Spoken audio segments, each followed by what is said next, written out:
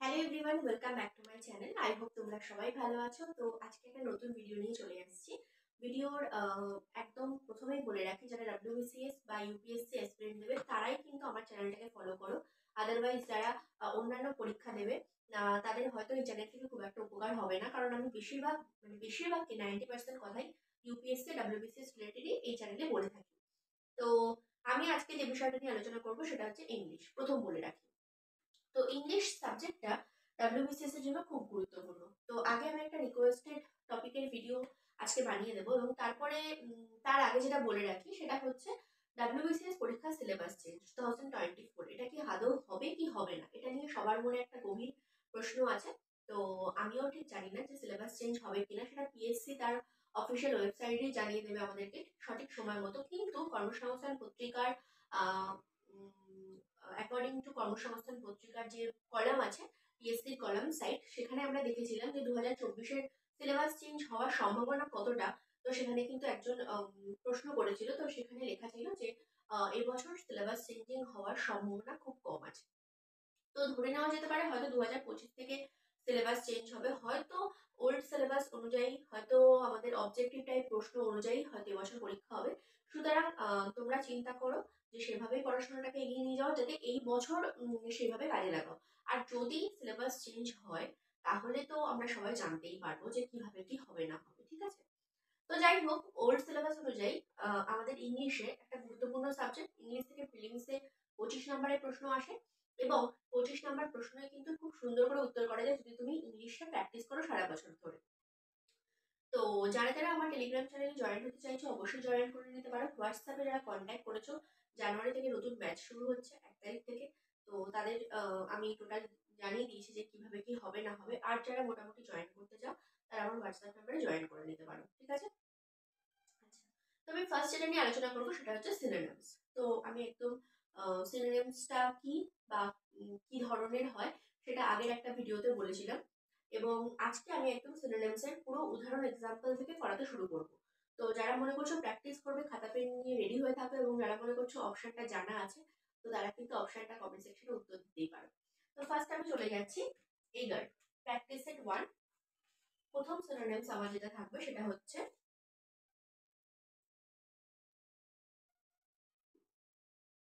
এগার, ঠিক আছে?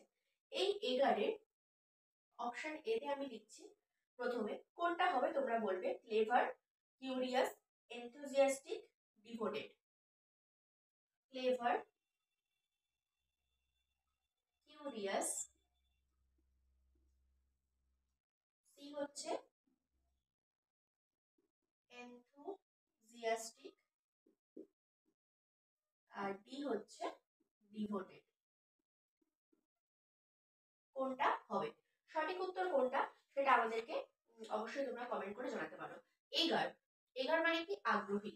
ক্লেভার হবে না, কিউরিয়াস হবে না, তাহলে কোনটা হবে? অবশ্যই হয়ে যাবে এনথুজিয়াস্টিক, ঠিক আছে? এনথুজিয়াস্টিক। তাহলে এটা কিন্তু সিনোনিমস এর প্রথম আমি পড়াতে শুরু করলাম। প্র্যাকটিস সেট বলতে পারো সিনোনিমস এর 1 নম্বর প্রশ্ন। আশা করি সবার দেখা যাচ্ছে, এবং যদি না হয় তাহলে পরে আমাকে কমেন্ট করে অবশ্যই জানিও, আমি আরেকটু বড় করে লেখার চেষ্টা করবো। তারপরে হচ্ছে প্লেসিড। প্লেসিড, প্লেসিডের 4টে অপশন আছে, বলবে কোনটা হবে। ক্লিয়ার, কাম, এনজয়েবল, ডাল। ক্লিয়ার, কাম, এনজয়েবল, ডাল। কোনটা হবে? প্লেসিড এর মানেটা কোনটা হতে পারে? তো অবশ্যই হয়ে যাবে প্লেসিড মানে হচ্ছে শান্ত, তাহলে হয়ে যাবে কাম, ঠিক আছে? আচ্ছা, 3 নম্বরে চলে আসছি। তিনে বলছে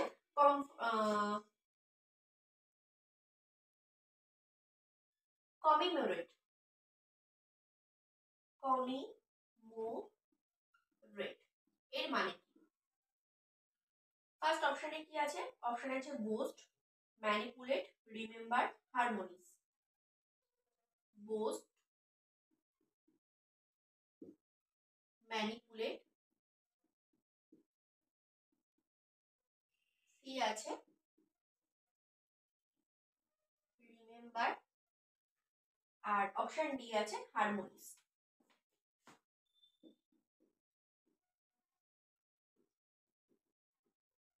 ঠিক আছে, boost, comrade, boost, manipulate, remember, harmonise. তাহলে কোনটা সঠিক উত্তর হবে?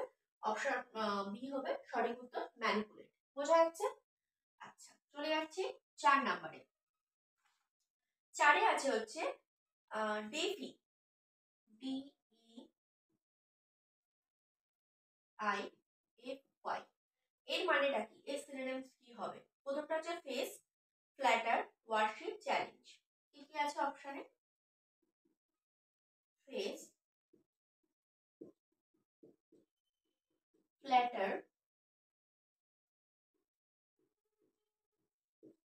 ওয়ার্শিপ, আর ডি আছে হচ্ছে চ্যালেঞ্জ।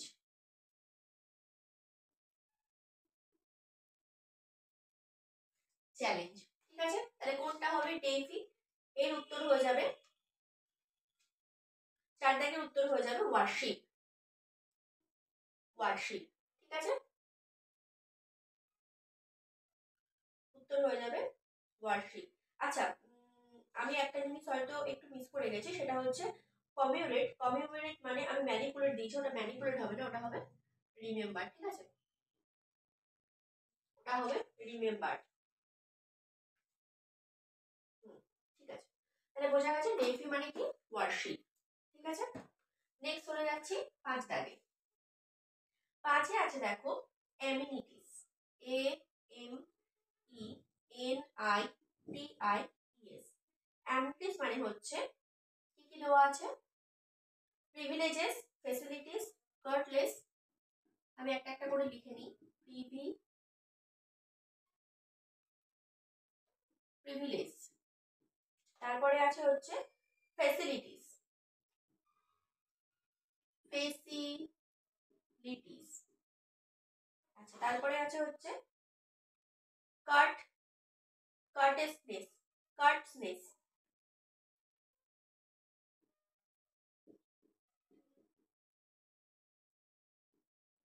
কার্টসনেস, তারপরে ডি আছে, অপশন ডি আছে পেজেন্ট্রিস,